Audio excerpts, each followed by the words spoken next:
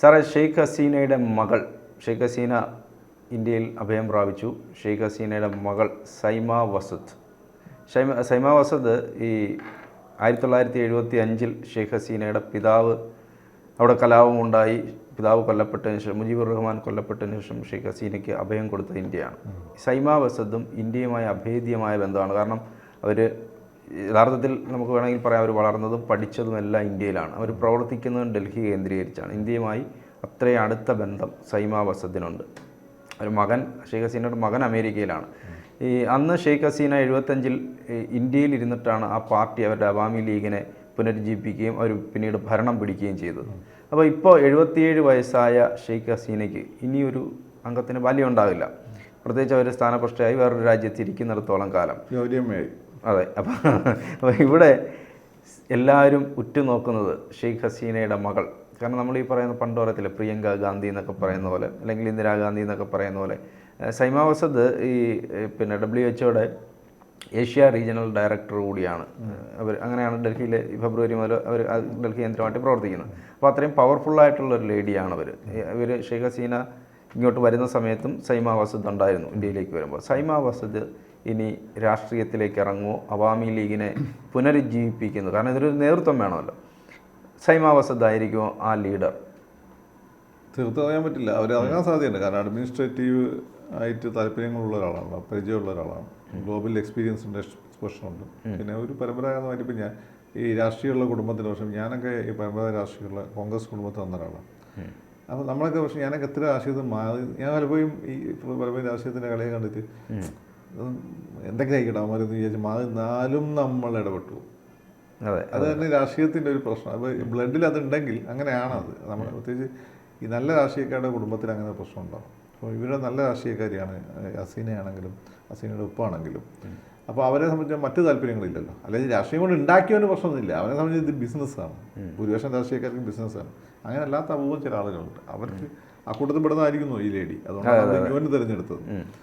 അല്ല വല്ല ബിസിനസ്സൊക്കെ ചെയ്താൽ പോരെ, ബംഗ്ലാദേശിനെ വിറ്റ് കാശാക്കിയാൽ പോരെ. അവർ ഒരുപാട് ജീവകാരുണ്യ പ്രവർത്തനങ്ങളും ആ തരത്തിലുള്ള പ്രവർത്തനങ്ങളൊക്കെ അവർ നടത്തും. അവർ വരാൻ സാധ്യതയുണ്ട്, പെട്ടെന്ന് വരാൻ സാധ്യതയല്ല. It takes time. കാരണം ഒരു 10 വർഷമെങ്കിലും ഇനി ഇവർക്കെതിരെയുള്ള ഒരു റിസൾമെന്റ് നിൽക്കും. ഹസീനയ്ക്കെതിരെ ഉണ്ടാക്കിയെടുത്ത ഇത് യാന്ത്രികമായിട്ട് ഉണ്ടാക്കിയെടുത്ത ഒരു സാധനമാണ്. അത് നാച്ചുറലായിട്ട് ഉണ്ടായി വന്നതൊന്നല്ല, യാന്ത്രികമായിട്ട് ഉണ്ടാക്കി വന്ന ഒരു സംഭവമാണ്. അത് വെച്ചാൽ അമേരിക്കൻ പാകിസ്ഥാനി ചൈനീസ് മണിയൊക്കെ അതിൻ്റെ പിന്നിലുണ്ട്. പ്രധാനമായും അമേരിക്കൻ പാകിസ്ഥാനി മണിയാണ് അതിൻ്റെ പിന്നിൽ. പാകിസ്ഥാൻ ചൈന വിചാരിച്ചാൽ ലിമിറ്റ് ഉണ്ട് എല്ലാത്തിനും. അത്രേ.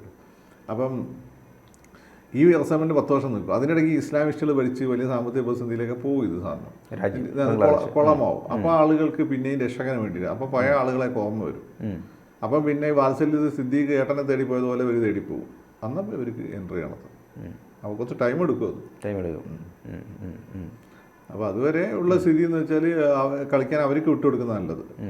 അപ്പോൾ അതിനിടയ്ക്ക് അവാമി ലീഗിൻ്റെ ആളുകളൊക്കെ പീഡിപ്പിക്കാനും ഭീഷണിപ്പെടുത്തപ്പെടും ഒക്കെ സാധ്യതയുണ്ട്. പിന്നെ വേറൊരു കാര്യം എന്ന് വെച്ചാൽ ഈ ഇൻബിറ്റ്വീനുള്ള സമയത്ത് ഈ അഫ്ഗാനിസ്ഥാനിൽ സംഭവിച്ച പോലെ അതിഭീകരമായ നാട് താലിബാനൈസ് ചെയ്യപ്പെട്ടാൽ വലിയ പ്രശ്നമാണ്.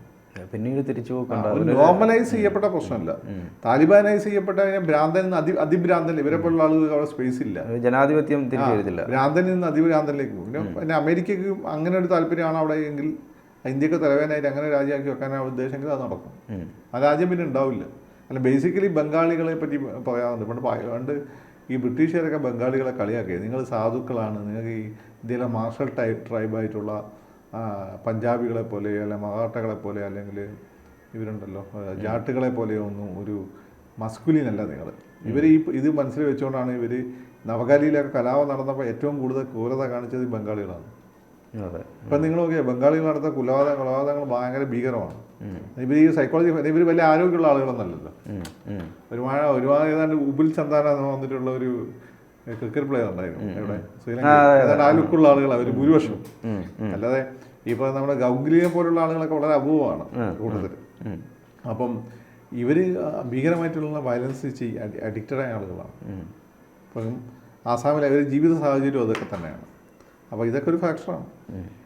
ഈ സൈമ വസദ് ഞാൻ നേരത്തെ പറഞ്ഞ പോലെ അവർ യഥാർത്ഥത്തിൽ നമുക്ക് വേണമെങ്കിൽ അവർ വളർന്നതും പഠിച്ചതും എല്ലാം ഇവിടെ തന്നെയാണ്. അപ്പം അവരുടെ ഒരു എന്താ നമുക്ക് വളർത്തമ്മ എന്നൊക്കെ പറയുന്ന കണക്കുള്ള ഒരു രാജ്യമാണ്. പ്രോ ഇന്ത്യൻ ആറ്റിറ്റ്യൂഡ് ആയിരിക്കും അവർ. അവരുടെ കുടുംബത്തിലെ പ്രോ ഇന്ത്യൻ ആറ്റിറ്റ്യൂഡ് ആണ്. അവരുടെ പേര് കൂടി നോക്കിയാൽ മുസ്ലിം സാധനം ഉണ്ടോ?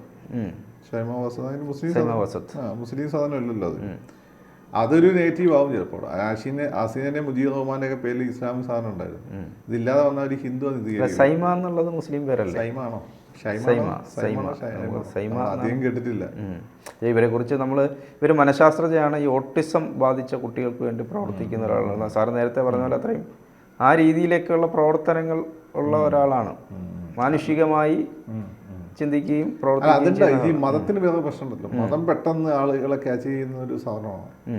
അപ്പം ഹസീനെ പറ്റി പറഞ്ഞു കഴിഞ്ഞാൽ ഹിന്ദു എന്നാണ്. ഹിന്ദു എന്ന് പറഞ്ഞാൽ നെഗറ്റീവാണ്.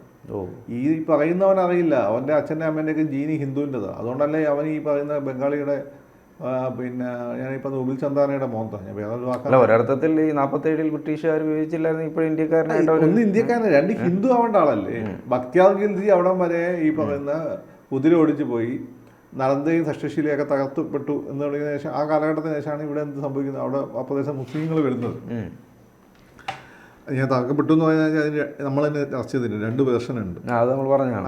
അതിൻ്റെ പക്ഷേ അവസാന കാലഘട്ടത്തിൽ അയാൾ വന്ന് തീ കിട്ടാൻ സാധ്യത കൂടുതലാണ്. പക്ഷെ അതൊരു ഒരാൾ മാത്രമായിരുന്നില്ല, പല ഘട്ടങ്ങൾ പല ആളുകൾ നശിപ്പിച്ചിട്ടുണ്ട്. ഫൈനലി ഇയാളാണ് സാധ്യത. അങ്ങനെയാണ് നമ്മൾ കാണേണ്ടത്. അപ്പം അപ്പം അങ്ങനെ അതിൻ്റെ മുമ്പേ, അതായത് 13-ാം നൂറ്റാണ്ടിൻ്റെ മുമ്പേ 14-ാം നൂറ്റാണ്ടിന് മുമ്പേ ഇവർ ഹിന്ദുക്കളായിരുന്നല്ലോ ഇവർ പൂർവികർ.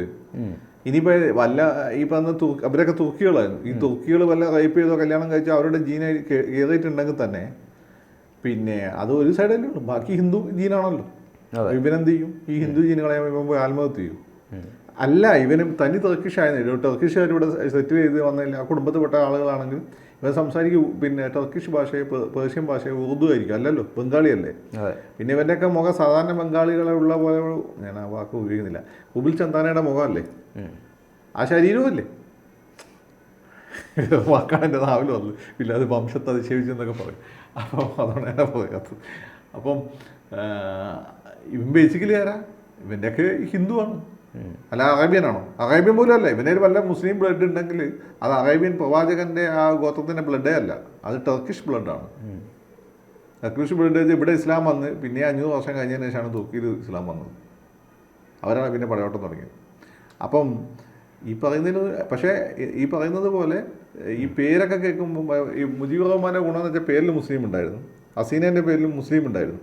ഇവരുടെ പേര് ചിലപ്പോൾ ഇവർക്കൊരു പണിയാവും.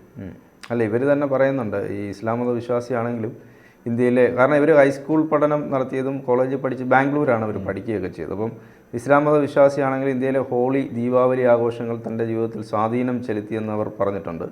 അതുപോലെ എല്ലാ മതങ്ങളും സാംസ്കാരിക ആചാരങ്ങളും മനുഷ്യ അനുഭവത്തിൻ്റെ ഭാഗമാണെന്ന് വലിയ പാഠം ഇന്ത്യ നൽകിയെന്നും സൈമ പറയുന്നു. അപ്പം ഈ പറഞ്ഞ പോലെ ഈ പാഠം ഇതൊക്കെ ബംഗാളിയൊക്കെ അറിയാവുന്ന പാഠം. പക്ഷേ ഇസ്ലാമികവൽക്കരിക്കപ്പെട്ടപ്പോൾ ഒരു പാഠമില്ല.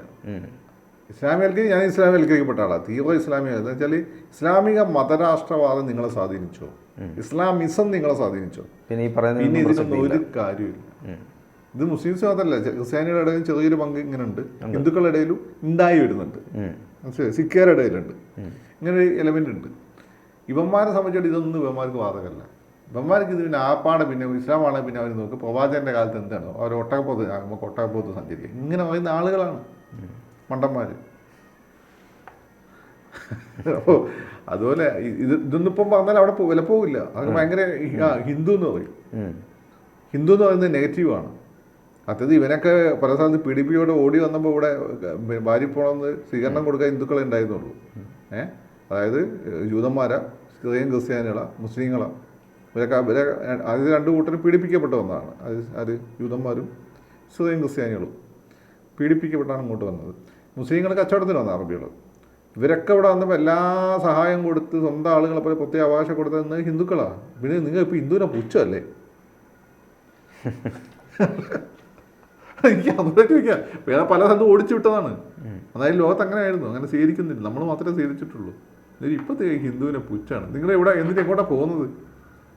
ഇവിടെ ഇവരൊന്നും അടിച്ച് ഓടിക്കാത്ത ഒരേ ഒരു വിഭാഗം ഹിന്ദുക്കളേ ഉള്ളൂ. അവസാനം ഇവിടെ പ്രത്യേക രാഷ്ട്രം വേണമെന്നാണ് കുത്തിത്തിരിപ്പ് ഉണ്ടാക്കിയപ്പോഴാണ് ഇവരെ വീട്ടിൽ ആക്കാൻ തുടങ്ങിയപ്പോൾ തിരിച്ചടിച്ചു തുടങ്ങിയത്. ഈ ഹിന്ദു നമ്മളെ കൊണ്ട് ശത്രു, ഹിന്ദു എന്ന് പറഞ്ഞാൽ നെഗറ്റീവ്. ഇതൊക്കെ ഈ ഇമ്പീരിയലിസത്തിൻ്റെ വേറൊരു അജണ്ടയാണ്. സത്യത്തിൽ ഇന്ത്യയിൽ ഹിന്ദുക്കളും മുസ്ലിങ്ങളും നമ്മൾ വലിയ പ്രശ്നം ഉണ്ടായിരുന്നില്ല. ഈ പടയോട്ടക്കാരായിട്ട് വന്ന ആളുകളായിട്ട് വരെ അവരാ തോൽപ്പിക്കപ്പെട്ട രജപുത്രന്മാരെയൊക്കെ കല്യാണമൊക്കെ ഉണ്ടായിരുന്നു. അപ്പോൾ സെൻട്രൽ ഇന്ത്യയിലാണെങ്കിൽ വലിയ മുസ്ലിം രാജ്യമാണ് ബഹ്മിനി സുൽത്താനേറ്റ്. അതുപോലെ തന്നെ വേറൊന്നാണ് ഈ പറയുന്ന നമ്മുടെ വിജയനഗര സാമ്രാജ്യം, അവരുടെ ഇടയിൽ പോലും കല്യാണം നടന്നിട്ടുണ്ട് സമാധാനമുള്ള സമയത്ത്. ഇതൊന്നും വലിയ പ്രശ്നമുണ്ടായിരുന്നില്ല. ഇത് ബ്രിട്ടീഷുകാർ വന്ന് അവർക്കൂടെ ഭരണം നിലനിർത്താൻ വേണ്ടി അവന്മാർ അടുപ്പിച്ചാണ്. അതാണ് ആ ബോധം ഹിന്ദുക്കളിപ്പോൾ കുറേയൊക്കെ മറന്നു. ഇപ്പോൾ RSSനെ സംബന്ധിച്ചിടത്തോളം ഹിന്ദുക്കൾ ഒരുമിച്ച് നിൽക്കാൻ വേണ്ടിയിട്ട് അവർ ഇത് ചില സാധനങ്ങൾ ഉപയോഗിച്ചുള്ള സത്യമാണ്. അവരെ സംബന്ധിച്ചിടത്തോളം അത് അവരുടെ അജണ്ടയുടെ ഭാഗമൊന്നുമല്ല. പക്ഷേ ആളുകൾ അന്ന് പറഞ്ഞ കാര്യങ്ങൾ എടുത്തുകൊണ്ട് വരും, അതിൽ കാര്യമൊന്നുമില്ല. പക്ഷേ മുസ്ലിങ്ങൾ ഇതുണ്ടല്ല, ഇത് ഇന്റർണലൈസ് ചെയ്തിരിക്കുകയാണ്. അല്ല, അവരുടെ ഏറ്റവും വലിയ ശത്രു ലോകത്ത് ഹിന്ദുക്കളാണ്. എന്തിന്? വേറെ പല ശത്രുക്കളുണ്ടാവും, ഏറ്റവും വലിയ ശത്രു ഹിന്ദുക്കളാണ്. ഹിന്ദുക്കൾ എന്ത് ചെയ്തിട്ടാ? ഇത്രയും പ്രശ്നങ്ങൾ ഉണ്ടായിട്ടും ഇവിടെ ഇത്രയും മുസ്ലിങ്ങളുടെ എണ്ണം കൂടുന്നല്ലേ ഉള്ളൂ. ബാക്കിയുള്ള സ്ഥലങ്ങൾ മുസ്ലിം രാജ്യങ്ങൾ ഹിന്ദുക്കളുടെ എണ്ണം എങ്ങനെ, മറ്റു സ്ഥലങ്ങളിൽ എങ്ങനെ മുസ്ലിങ്ങളുടെ എണ്ണം? അതൊക്കെ നമുക്ക് ചർച്ച ചെയ്യുകയും ആലോചിക്കുകയും ചെയ്യേണ്ട കാര്യങ്ങളാണ്. എന്തായാലും ഷെയ്ഖ് ഹസീനയുടെ മകൾ ഇനി അല്ല, അവർക്ക് സാധ്യതയുണ്ട്. ഉണ്ടാകും. അതെന്ന് ഇവന്മാർ നശിച്ച് കുളമാക്കി പോകുമ്പോൾ ജനങ്ങൾ അവസാനം പിന്നെ പണ്ട് ഇതിനു വേണ്ടിയിട്ട് സേവിയറിന് വേണ്ടിയിട്ട് കാത്തില്ലായിരുന്നു ജൂതന്മാർ. അവർക്ക് സേവിയർ വന്നില്ല, പിന്നെ ക്രൈസ്റ്റ് വന്നു, ജീസസ് വന്നു, അവർ അംഗീകരിച്ചില്ല ഇതുവരെ. ക്രൈസ്റ്റിനെ ഇതുവരെ അവർ ഒരു സേവിയറായിട്ട് അംഗീകരിച്ചില്ലല്ലോ. അവർ ഭാവിയിൽ അംഗീകരിക്കുന്നതാണ് പറയപ്പെടുന്നത്, എന്നാണ് പ്രൊട്ടസ്റ്റൻ്റുകാർ വിശ്വസിക്കുന്നത്. അതാണ് കണ്ണുടച്ചവർ ഇസ്രായേലിനെ സപ്പോർട്ട് ചെയ്യുന്നത്. അപ്പം അതുപോലെ ഈ ഒരു സേവിയർ പ്രതീക്ഷിച്ചുകൊണ്ടിരിക്കുകയാണ്. പ്രതീക്ഷിച്ചുകൊണ്ടിരിക്കുന്ന ഒരു ഘട്ടം വരും. ആർക്ക്? ബംഗ്ലാദേശിന്. പക്ഷേ അവിടെ പ്രൊവൈഡഡ് ജനാധിപത്യം നിലനിന്ന താലിബാനിസ് ആണെങ്കിൽ രക്ഷമില്ല. ആ സമയത്ത് ഇവർക്കൊരു മാസ് എൻട്രി നടത്താൻ പറ്റും.